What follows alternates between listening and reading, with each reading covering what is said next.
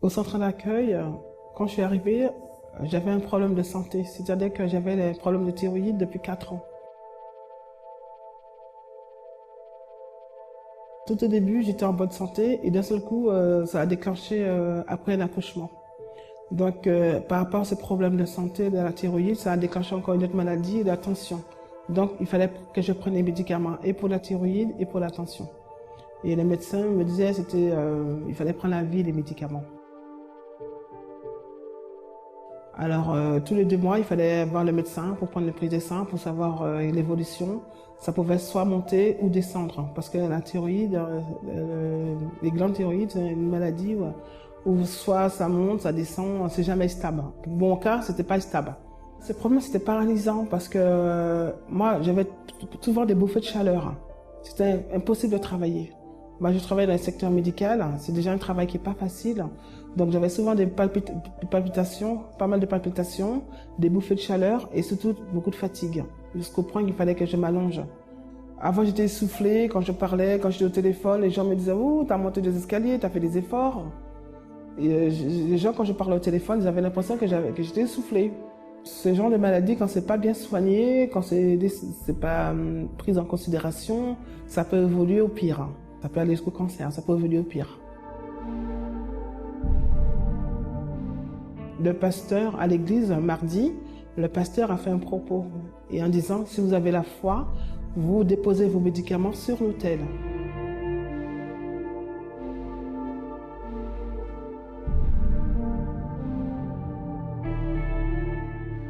J'ai agi ma foi. Et dans la même semaine, j'avais rendez-vous chez le médecin.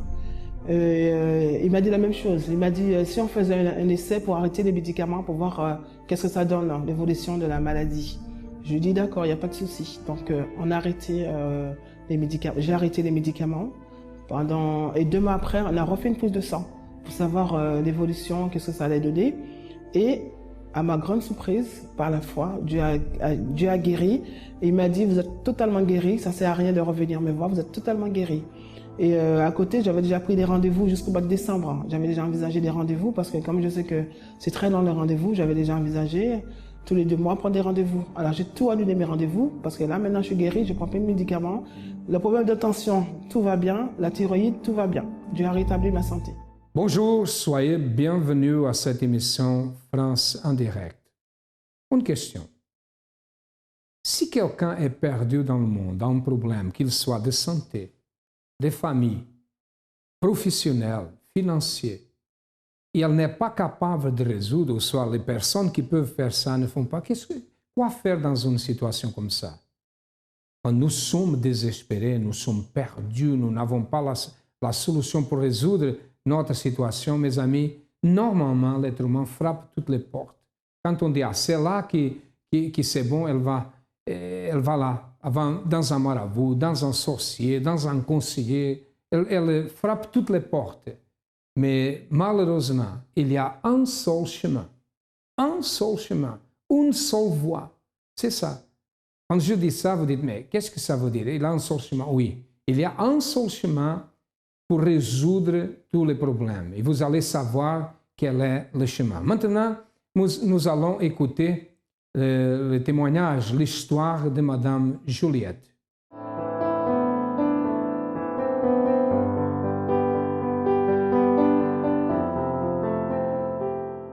Je m'appelle Juliette. Quand j'étais en Afrique, j'étais malade, j'étais asthmatique. J'ai tellement souffert avec cette maladie, je pesais à peu près 40 à 45 kilos. Tout le temps, j'étais hospitalisée. Toutes les 2 semaines, j'étais à l'hôpital. On me donnait la minophéline dans le veine. C'était vraiment dur pour moi. Je ne pouvais pas me laver, je ne pouvais pas me doucher, je ne pouvais pas me mettre debout. Même pour manger, c'était dur. C'était toujours comme ça. Donc c'était vraiment, la souffrance, ce n'était pas pour moi, c'était pour toute ma famille. Toute ma famille souffrait à cause de moi. Parce que toutes les 2 semaines, j'étais malade. Malade. On ne savait pas quoi faire. On était parti même voir un marabout, si je ne me trompe pas à l'époque. Elle m'a même, je ne sais pas comment dire ça, elle faisait des plantes. Mais le pur, quand elle me faisait des plantes là, j'étais encore plus malade. Quand je prenais le médicament, c'est apaisé, mais le plante que le marabout là me donnait, je peux dire ça, je peux dire, ouais, c'était marabout. Il me donnait tout ce qu'il donnait, mais ça ne marchait pas, c'était en pur en pur.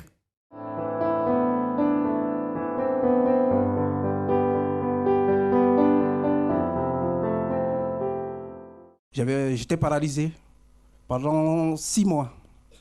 Je ne pouvais pas marcher. En 2005, à 2004, j'ai été en Côte d'Ivoire.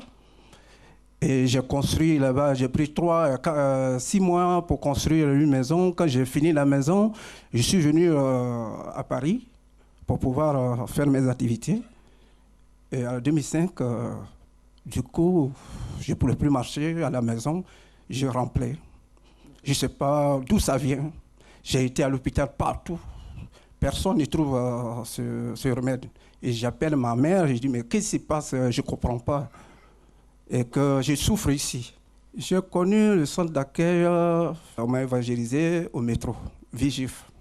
Ma femme, elle a pris le chemin, elle a appelé ici. On dit, mais l'église est à côté de chez vous. Et le lendemain, elle a été à l'église. Le dimanche qui vient, elle dit, bon, je vais te suivre. Je ne l'ai pas dit, mais je suis parti. Je marchais, je suis arrivé, le pasteur Miguel m'a vu, il est... Puis je suis assis. Elle-même, elle est étonnée. Elle s'est étonnée. Bon.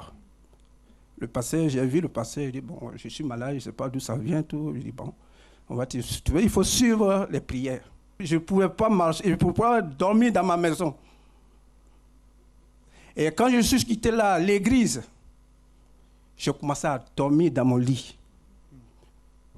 C'était la journée de dimanche, lundi. J'ai commencé à marcher dans ma maison un peu. Et j'ai suivi les prières. Après les prières, une semaine, j'ai commencé à marcher. Une semaine. Dieu m'a guéri. J'ai eu mon premier fils qui, à partir de 18 mois, a été déclaré autiste. C'était un bien grand mot pour moi parce que tout m'est tombé sur la tête, quoi. Je n'avais aucune communication avec l'enfant. L'enfant s'automutilait, l'enfant... ne parlait pas, il a arrêté de parler, il était agressif et donc du coup il était sorti de tout le système des institutions, c'est-à-dire quand on ne voulait de lui nulle part, il était rejeté de partout.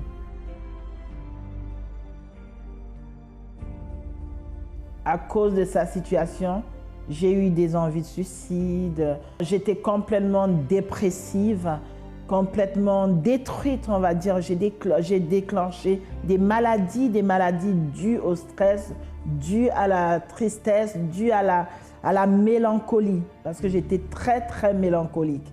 Aujourd'hui, j'en parle, les larmes ne coulent pas, mais je vous assure que j'avais du mal à évoquer mon fils sans pleurer.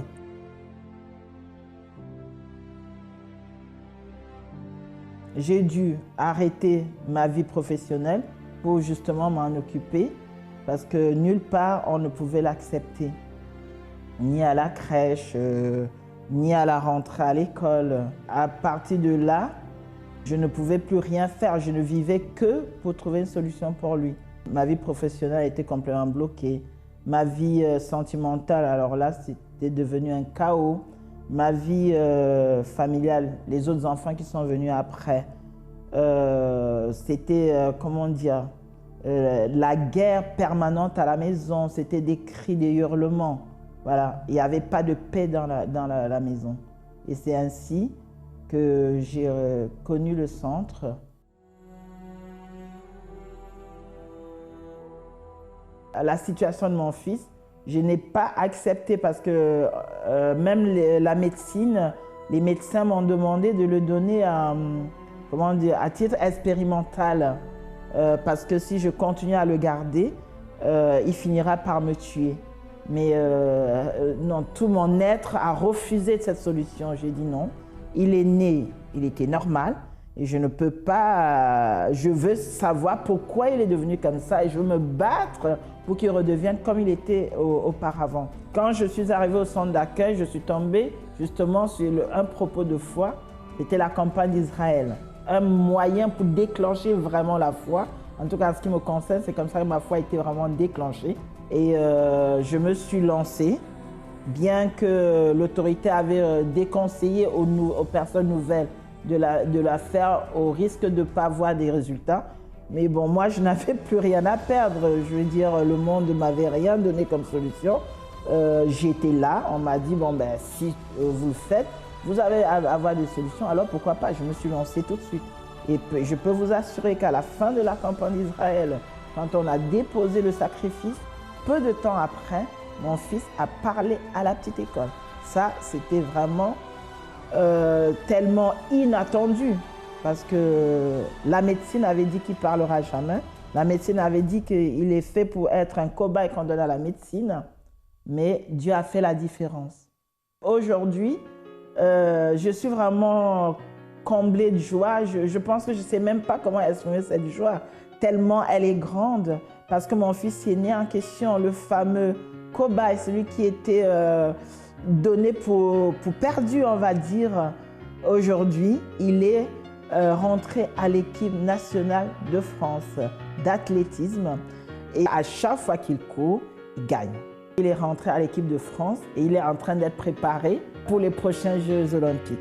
Il était sorti du système scolaire, jusqu'à eu égard à sa situation, c'était où vous le placez dans l'établissement que nous vous imposons, ou alors, madame, ben, vous en faites ce que vous voulez. Il est passé par des filières adaptées, enfin, à structure réduite. Il a eu ce diplôme qui est l'équivalent du brevet. Il a fait ses démarches et ça, c'est de par lui tout seul pour remplir son dossier d'inscription à l'université de Nanterre. Ça paraît invraisemblable, mais il va déposer son dossier pour commencer à la rentrée prochaine les études à l'université de Nanterre. Aujourd'hui, si je pleure, ce serait des larmes de joie et parce que la bénédiction est tellement grande. J'ai une paix dans ma vie, une paix intérieure que je ne saurais exprimer. Et je proclame cette paix autour de moi.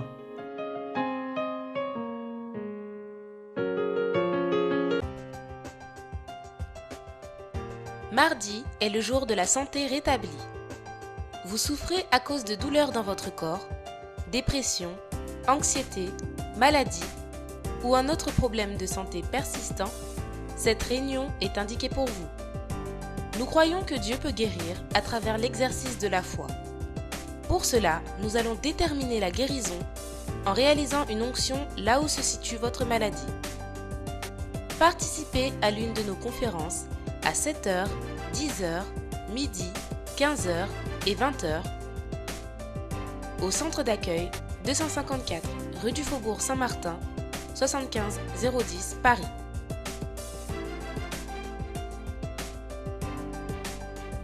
Ou dans le centre d'accueil le plus proche de chez vous. Toutes les informations sur notre ligne AMI 24 heures au 01 53 35 85 12 ou sur le www.centredaccueil.net. Dès l'âge de 19 ans qu'elle était asthmatique. Asthme, il n'est pas un asthme superficiel, elle était un asthme profond, difficile parce qu'elle avait même des difficultés à marcher. Bon, si elle avait ce type de problème, certainement, elle est allée chez le médecin, mais le médecin ne peut rien faire. La médecine n'a pu rien faire. Je ne suis pas là pour critiquer la médecine ou le médecin. Le contraire, nous avons beaucoup de respect parce que si je suis malade, je vais au médecin. Qui est malade doit aller au médecin. Mais dans ces cas-là, par exemple, si la médecine n'avait pas de solution, quoi faire? Elle a même cherché un marabout pour résoudre la situation. Et les choses sont devenues pires. Quoi faire dans une situation comme ça, mes amis? Quoi faire dans une situation comme la vôtre, peut-être, que vous êtes devant une barrière difficile, vous êtes devant un grand problème, un géant qui est devant votre vie. Comment faire tomber ce géant qui est devant vous? Comment faire ça? Elle a choisi la bonne voie. Elle a choisi le centre d'accueil. Quelqu'un l'a parlé du centre d'accueil, elle est venue. Nous allons savoir qu'est-ce qui s'est passé.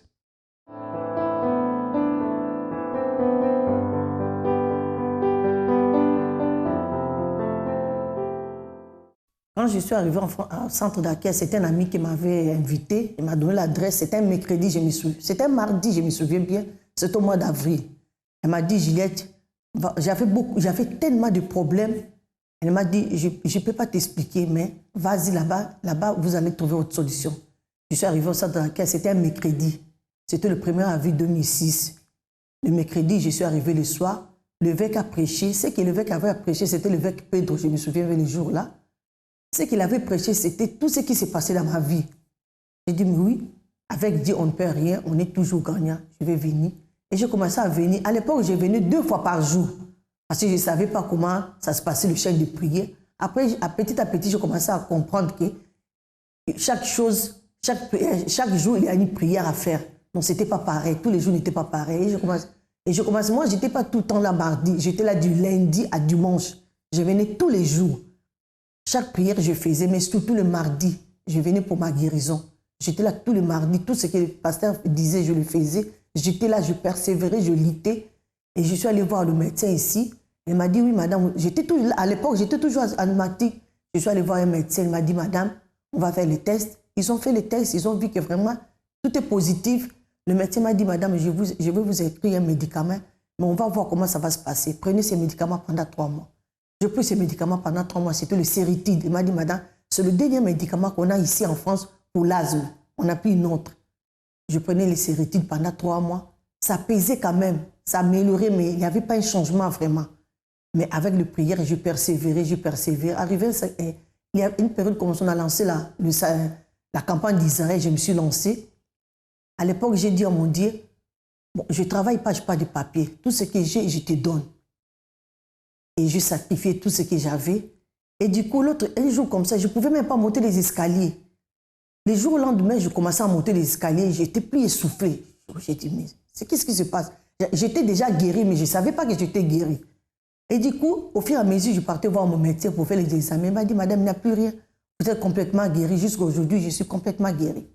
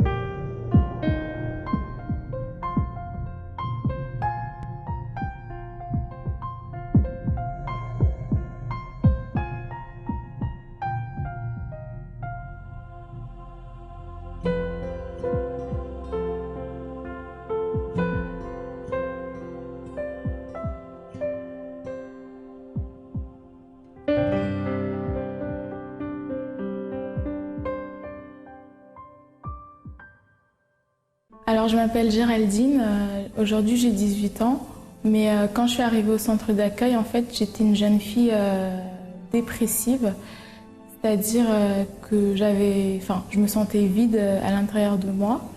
Et ce vide, en fait, il est né parce que mes parents, ils se sont séparés quand j'avais 10 ans. Et même avant de se séparer, en fait, on vivait dans une atmosphère de violence. C'était tout le temps des histoires avec mes parents.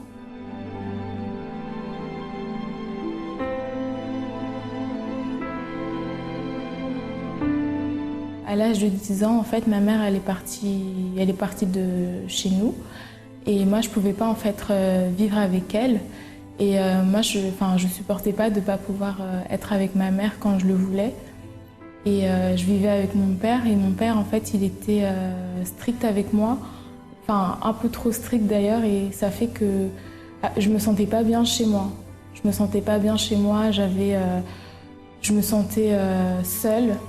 Je me sentais vraiment seule. J'avais un grand vide à l'intérieur de moi. Des fois, je me demandais, en fait, pourquoi je vivais.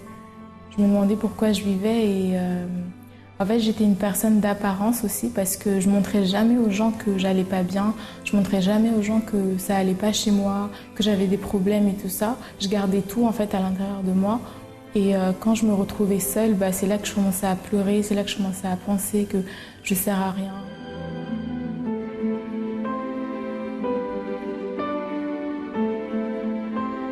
Avec mon père, ça n'allait tellement pas qu'à l'âge de 13-14 ans, j'ai décidé, en fait, j'avais envie de me suicider. Donc j'ai pris des médicaments, mais heureusement pour moi, ça m'a rien fait. Mais j'en avais tellement marre que je suis arrivée quand même à l'âge de 13-14 ans à ne plus vouloir vivre en fait. Et donc voilà, je suis arrivée comme ça, j'étais donc une personne dépressive. Triste, je me sentais vraiment vide à l'intérieur de moi et j'étais une personne d'apparence qui ne montrait pas en fait qu'elle allait pas bien.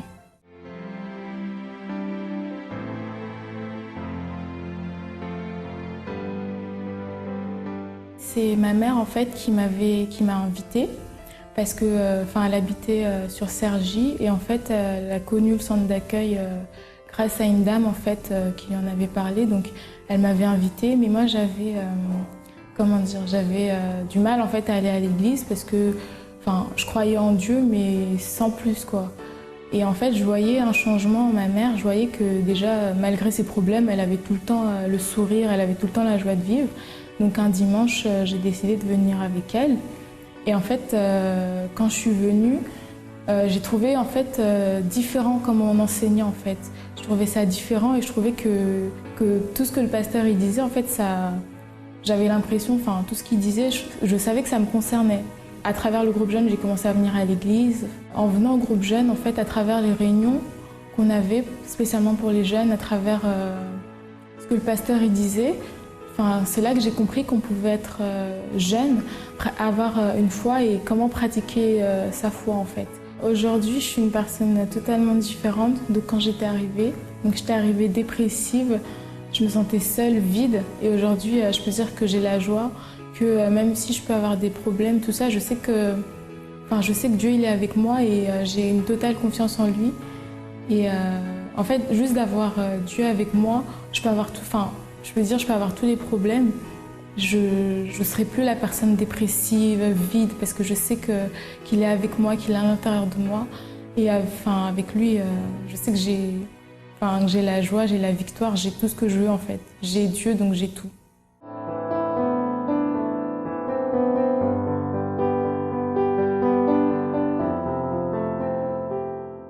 Aujourd'hui, tout est différent. Je suis tellement guérie.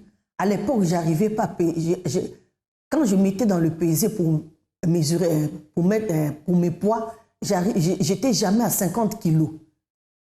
J'étais 49, 50, 49, 50. Mais depuis que je suis guérie, maintenant, là, je pèse au moins 60 à 62 kilos. Là, maintenant, ça commence toujours à monter. Pour moi, la centre d'accueil, vraiment, je ne sais pas comment expliquer ça. Vraiment, Dieu m'a ouvert les yeux au centre d'accueil. Vraiment, pour moi, c'est une université. Tous les jours, j'apprends. J'apprends les trucs que je n'ai jamais écoutés là où j'étais avant. J'ai parcouru beaucoup des églises, mais ici, c'est différent. C'est différent. Tous les jours, j'apprends de nouvelles choses. Tous les jours, ma vie avance. Et là, vraiment, je glorifie le bon Dieu, tout ce qu'il a fait dans ma vie. Je sais qu'il va faire encore beaucoup de choses.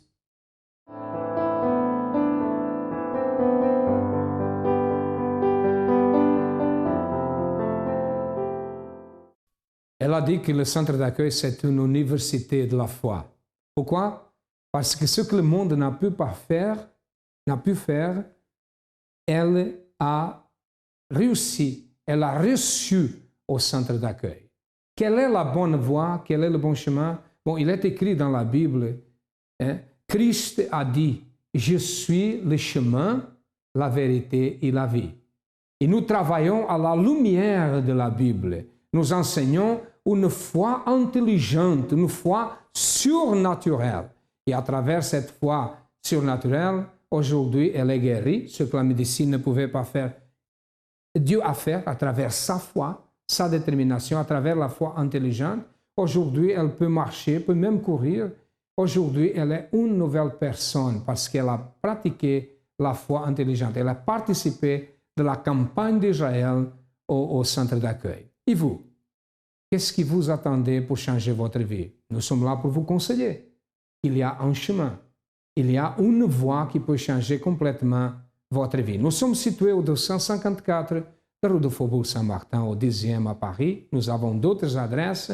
Cherchez le plus proche de vous, avancez, prenez une décision et si vous avez besoin de notre aide, nous sommes là pour vous aider. À demain et que Dieu vous bénisse à tous abondamment.